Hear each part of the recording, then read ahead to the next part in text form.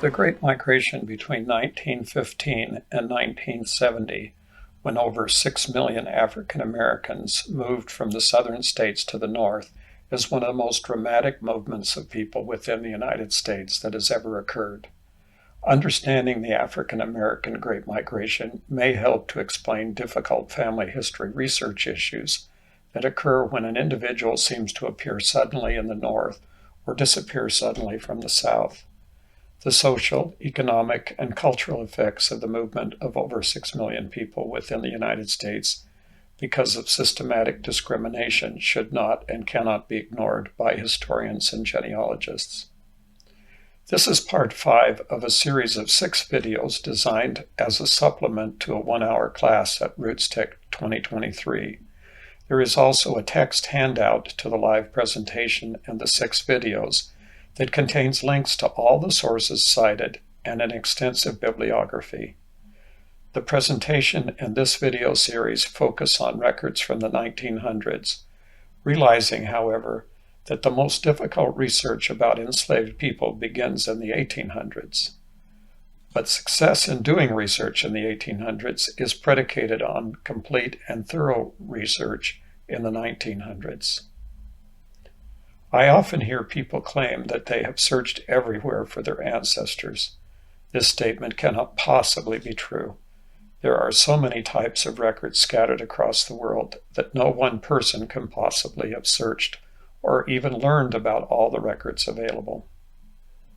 Very often, genealogical research starts with discovering information about our own parents and immediate family members. Today's population of the United States was born entirely in the 20th and 21st centuries, both of which have an abundance of available records documenting almost every aspect of a person's life. However, the abundance of records poses its own challenges. Even with the vast resources on the ubiquitous internet, we must recognize that many valuable records are still only available from specific repositories with specific restrictions concerning their availability. For African Americans, research back into the 1800s increases in difficulty because of the lack of records identifying individuals. However, there are more records available today than in the past. One major example is the U.S. National Archives, the main repository for records pertaining to the functions of the government of the United States. However, only an extremely small percentage of those records are available in digital format, and even fewer are freely available online outside of paywall websites. In addition to the main U.S. National Archives in Washington, D.C., there are 48 additional branch archives scattered across the country. These records, in some cases, may be the most valuable for discovering individuals and families who were involved in the Great Migration, but are very difficult to access. Fortunately, one major set of records, those from the U.S. Census, are entirely digitized and available online from the major online genealogy websites. One little-known set of those records includes slave schedules. A summary of those records and links to the schedules can be found in the Family Search Research Wiki article, United States Census Slave Schedules. Land and property records are also valuable for discovering information about individuals and, in many cases, family relationships. In the United States, land and property records are kept at the individual county level. Access to these records vary from county to county across the country, and there are 3,243 counties and county equivalents in the United States. The records are usually kept in the county recorder's office, and yes, you do have to search county by county and sometimes record by record while physically in the county office. However, always search online to see if the records are available digitally. Probate records are those records created by a local court upon a person's death. Slaves were personal property, and ownership was transferred to the owner's heirs when the owner died. Although many probate records have been digitized and are available online, huge collections of these records are still waiting to be digitized. It is also important to note that very few of these records have been indexed, even if they are available digitally online.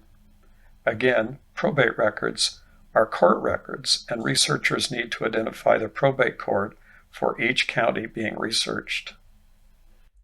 Tax records are valuable with land and property records for identifying individuals and tracking their movements. Tax records are kept at every level of government in the United States, from school districts to the federal government. At each level, a researcher must discover if the records were created, when they were kept, and where they may be located. Some may be available online, but access is always an issue. See the Family Search Research Wiki article, United States Taxation. Don't be discouraged by the number and kinds of records available. There is always hope that additional research will find an elusive ancestor. In my presentation and each of the 6 videos, I have selected a family from the 1950 U.S. Census and shown how existing records can be used to trace the family back to the 1800s and slavery. The research is illustrative of the records that can be used to find historical and genealogical connections, but the limitations of time do not allow my research to be complete or exhaustive. There are always more records to search, and additional research may mandate changes or corrections. The starting place for the presentation and the videos is a different city where the Great Migration had its most significant impact. This video focuses on a family from Oakland, California. This U.S. Census Bureau map shows a comparison of the impact of the Great Migration from 1910 to 1970. Migrants during the first phase of the Great Migration traveled to New York, Pittsburgh, Detroit, and Chicago. Many of the migrants left under the threat of physical violence or death, and the movement north established a series of safe houses, just as was done during the days of the Underground Railroad. During the period from 1940 to 1970, Southern migrants primarily moved to Los Angeles, San Francisco, Oakland, Seattle, and Portland. Unfortunately, the migrants usually received a similar response to their efforts to obtain employment, housing, and education as they had in the South. Here is a quote about the impact of the Great Migration on the city of Oakland, California, from a documentary series called A Changing Oakland, Black Oakland's Story. The largest influx of African Americans into Oakland came during the Second Great Migration between 1940 and 1970. An estimated 5 million blacks fled the constraints of the Jim Crow South to seek better opportunities in the Northeast, Midwest, and Western states. Tens of thousands of these migrants came to Oakland, drawn by the promise of plentiful jobs in a city at the center of the region's rapidly expanding wartime economy, bolstered by an infusion of federal defense sector spending for shipbuilding and the construction of the Oakland Army Base and Naval Supply Center. A wartime labor shortage, coupled with a directive by Franklin Roosevelt ordering federal contractors to integrate their workforces, prompted blacks to flood into the city to take jobs on the railroads, shipyards, ports, docks, and military supply centers that were an integral part of the war effort. The availability of plentiful and relatively lucrative jobs engendered a new Bay Area black middle class, many of whom settled in West Oakland, where most of the maritime jobs were centered and where several housing projects had been constructed. The spike in new African American residents with disposable income led to the development of West Oakland's historic 7th Street corridor, a centerpiece of black commerce and culture in the 1940s that included a bustling commercial district lined with black-owned businesses and a vibrant nightlife scene that drew nationally known musicians such as B.B. King and Sarah Vaughan, and helped foster the city's legendary jazz scene and the birth of the West Coast blues. If employment records are available, they may be kept in almost any place with local records from genealogical societies, to university special collection libraries. Finding these records may be a major challenge, but if found, the records may contain valuable information about the individual worker, his life, and family connections. Searching online is helpful for a start, but it is often necessary to search the holdings and catalog of societies, libraries, and archives. One place to start is with the Archive Grid website available from oclc.org. An article from a newsletter called The Golden Stats Warrior, entitled The Great Migration of African Americans to the Bay Area, observes that the largest percentage of African American migrants to the Bay Area came from Louisiana, and from 1910 to 1940, the black population only increased from about 4,000 to about 22,000. But during the second wave of the Great Migration from 1940 to 1970, the black population increased by more than 300,000.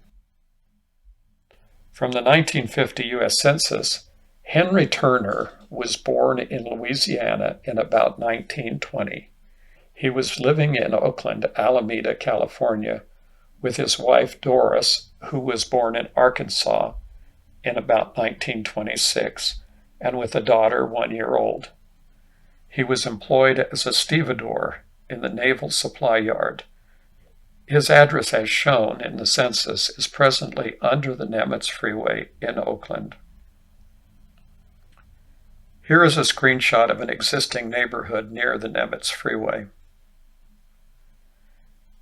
He appears in the U.S. Social Security Applications and Claims Index 1936 to 2007 with a birth date of 2 October 1919 in Bonita Morehouse, Louisiana, and a death date of 20 January 1992. His father is identified as Ison Turner, and his mother is identified as George A. Jones. This is most likely wrong. His birth and death dates are supported by a record from the California U.S. Death Index, 1940 to 1997. His birth and death dates are also supported by the U.S. Social Security Death Index, 1935 to 2014. However, an entry from the U.S. World War II draft cards, Young Men 1940 to 1947, shows his birth date as 2 October 1920. It is not unusual to have people report different dates for their birth. At the time of the draft registration, he was working for Louisville Cooperage in Bonita, Louisiana. In November of 1967, there is a divorce record for Henry Turner in Alameda City, California, from his wife Doris F. Brown. This record gives a maiden name for his wife. It is not unusual to find a maiden name with records in the 1900s and even into the 1800s. But in some countries and any earlier, finding a maiden name is an obstacle to further research. Although there are likely many more records for Henry Turner, this video can only cover some of the basic research. Henry's father is identified in the U.S. Social Security Applications and Claims Index 1936 to 2007, and other records as Ison Turner. His name is also spelled as Ison with an N. Ison Turner is also identified in the California U.S. Voter Registrations 1900 to 1968, in 1944 living in Alameda County, California. This indicates that his son Henry probably migrated from Louisiana with his father and perhaps his whole family. There is also a record from the U.S. World War II draft cards, Young Men 1940 to 1947, for Ison Turner. He was living in Short Ogden Bastrop Morehouse, Louisiana, and is 41 years old. His birth date is shown as 26 September 1900, and his birthplace was Bonita, Louisiana. He identified a person who would always know his address as Mose Turner.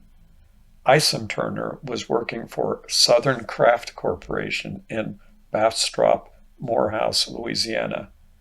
World War II draft cards can give us more information than the U.S. Census records. The 1920 U.S. Census for District 0081, Police Jury Ward 10, Morehouse, Louisiana, has Mose Turner living with his children, including his son Isam, or Isam, who was 17. Mose Turner was 42 years old and had 6 children. If this research were to be continued, all the children would need to be researched. The 1940 U.S. Federal Census identifies Turner's wife's name as Pernella. They were living in Bonita, Morehouse, Louisiana. He is listed as being 65 years old and would have been born in 1875. Moving back in time, the 1930 U.S. Federal Census has much of the same information as the 1940 U.S. Census. One child is identified as a stepson, indicating that Pernella, or Pernilla with an I, was previously married. Mose Turner died when he was 80 years old on 11 March 1955 in Morehouse Parish, Louisiana.